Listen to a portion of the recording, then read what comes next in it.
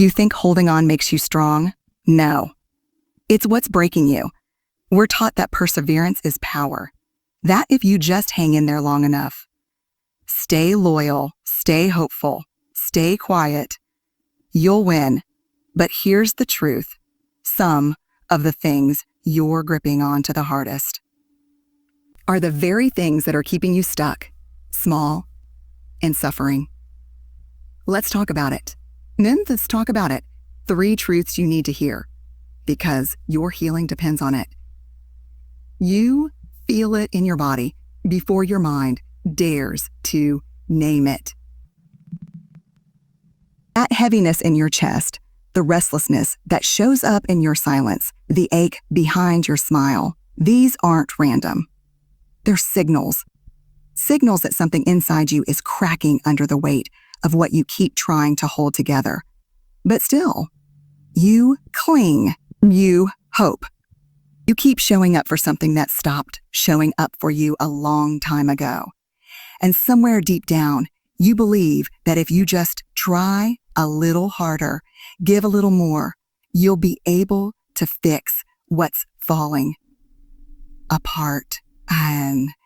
But here's the truth no one talks about. Holding on to what's broken doesn't make it whole again. It only makes you forget what wholeness even feels like. You start calling dysfunction loyalty. You call pain a test of strength. You convince yourself that real love, real commitment, real growth means never letting go. No matter what, that's the lie. The idea that if you walk away, you've failed.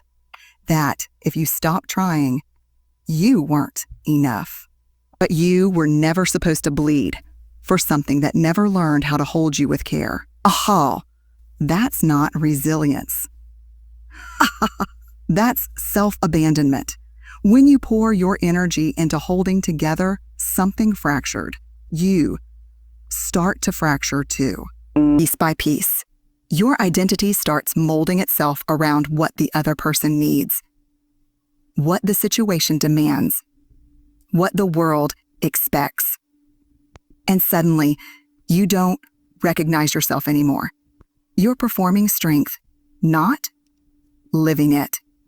You're pretending peace, not feeling it. And the longer you stay, the more you lose the voice that once told you this wasn't okay.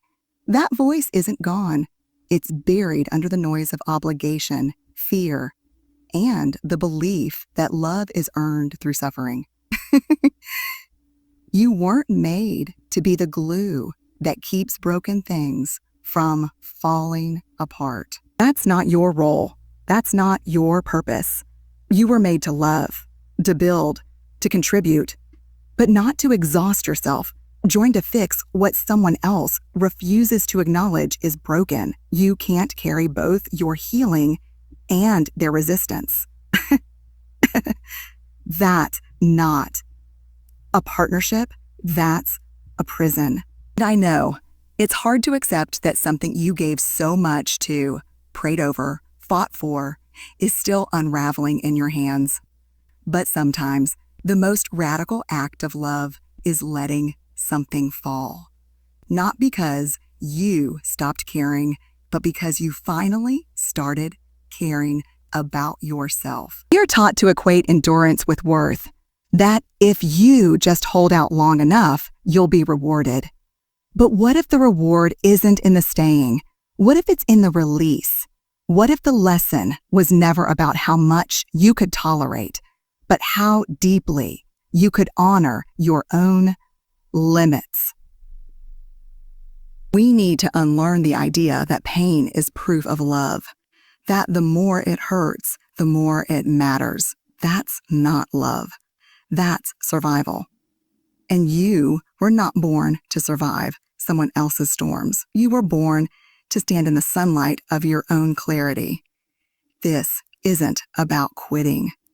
This is about waking up. Waking up to the truth that sometimes walking away is the most powerful form of presence. It says, I see what this is. This, I see what it's doing to me. This, and I refuse to participate in my own destruction. Letting go doesn't mean you didn't care. It means you cared enough to stop betraying yourself. And once you reach that moment, once you realize that clinging to the pain is the only thing keeping it alive, that's when real healing begins. That's when your energy comes back. Your voice returns. Your power is restored. Your power is restored. Because you chose you. Finally, every time you say yes when everything inside you is screaming no, you chip away at who you are. It seems small at first, agreeing to something you don't want to do, pretending to be okay when you're not, staying silent when you should speak. You tell yourself it's not a big deal, that you're keeping the peace. But peace that costs you your truth isn't peace, it's performance. And over time, that performance becomes a prison. You smile when you're hurting. You show up when you're empty. And eventually, you forget what it feels like to be fully, unapologetically yourself. You become who they need you to be, who they expect you to be. The supportive partner, the reliable friend, the strong one, the one who never complains, never needs too much, never needs too much, never pushes back. And while everyone else gets the version of you that helps them breathe easier, you're the one suffocating. You dim your light so others don't feel threatened. You shrink so they can feel tall. You trade honesty for harmony, and the cost is always you. It's not conscious at first. It's survival. Survival. But survival mode isn't living, it's coping. And eventually, it catches up to you. There comes a moment when you realize that the version of you you've been protecting isn't even you anymore. It's a shell, a mask, a watered-down echo of your full, vibrant, powerful self. And the deeper you go into that role, the harder it becomes to find your way back. You start questioning your own needs, your own desires, your own worth. You wonder if maybe you are too much, too emotional, too complicated, but that's not the truth. That's the voice of your own disconnection speaking, the result of abandoning your truth for the comfort of others. You weren't made to live at half capacity. You weren't meant to apologize for being fully alive. And yet, so many of us do this too. We learn early on that being easy to love means being easy to manage. That taking up space makes us a problem. So we twist ourselves into versions that are more palatable, more digestible, more acceptable. And in doing so, we lose our magic. We lose our intuition. We lose our intuition. We lose the fire that makes us us. Not because it's gone, but because we buried it under layers of fear and compromise. Letting go doesn't just mean releasing people, relationships, or roles. Sometimes it means releasing the version of yourself that learned to survive, learned to silence. The version that believed peace was more important than honesty. The version that learned love only came when you were less. And that's hard, because even if that version brought you safety, it also kept you small. And you can't be both safe and free. One demands comfort. The other demands truth. And your truth doesn't exist in your comfort zone. It lives in your boldness, your clarity, your no's that make space for your yes. So ask yourself, who are you becoming for them? And who do you become when you stop performing? When you finally say, this doesn't feel like love. This doesn't feel like me. That's when the unraveling begins. The beautiful, painful, necessary unraveling of all the things you've been carrying that were never yours to hold. You don't owe anyone your silence. You don't owe anyone a diluted version of your truth. And the moment you reclaim your voice, the moment you stop shrinking to fit a life that doesn't fit you, that's the moment you begin to come home to yourself. What if the pain isn't coming from the thing itself, but from the way you're holding it? That desperate grip. Desperate grip. That refusal to loosen your fingers even as they cramp with exhaustion. We convince ourselves that control keeps us safe, that if we just hold tighter, try harder, stay alert, we can prevent the fall. But the fall has already happened. The moment we began resisting reality, the moment we started fighting our own intuition, we fell out of alignment with ourselves. It's not the situation hurting you anymore. It's your unwillingness to let it go. We've been conditioned to believe that surrender is weakness, that it means failure or apathy or giving up. But surrender isn't the absence of strength. It's the beginning of wisdom.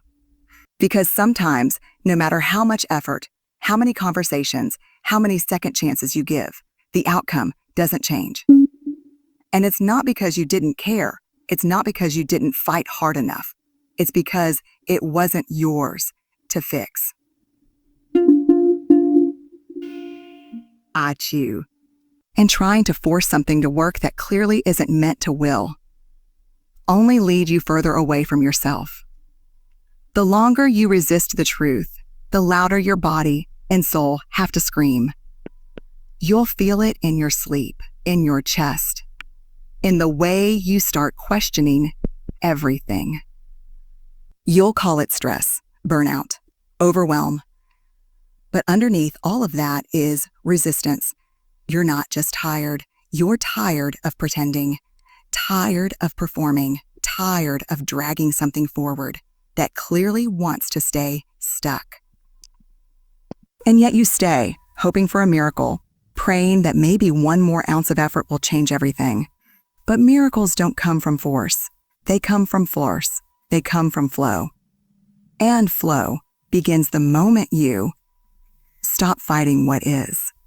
The moment you stop making yourself responsible for things outside your control.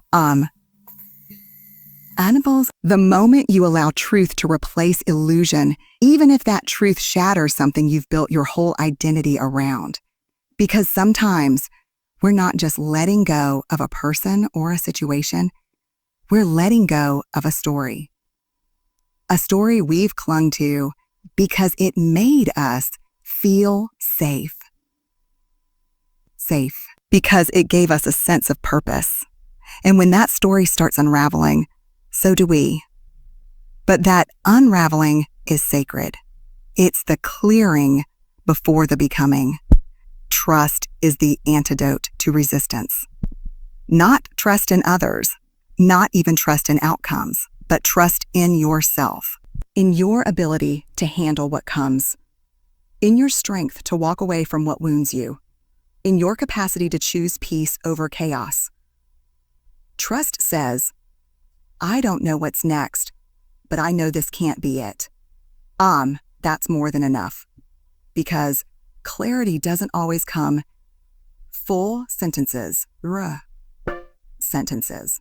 Sometimes it starts as a whisper, a quiet, steady knowing that your spirit is ready for something new, even if your fear isn't. And when you honor that knowing, when you stop resisting and start releasing, you reclaim your power. Not the kind of power that dominates or controls, but the kind that anchors, the kind that says, I trust myself to choose me, even if it breaks my heart. That kind of power changes lives. That kind of power creates space for healing, for truth, for freedom. for freedom. Because freedom isn't found in grasping, it's found in letting go. And when you finally loosen your grip, you'll realize what you were holding onto was never holding you back. It was your grip that kept you bound. It was your grip that kept you bound. From the way you're holding it, that desperate grip, that refusal to loosen your fingers, even as they tremble under the weight. We hold on because we think that's what strong people do.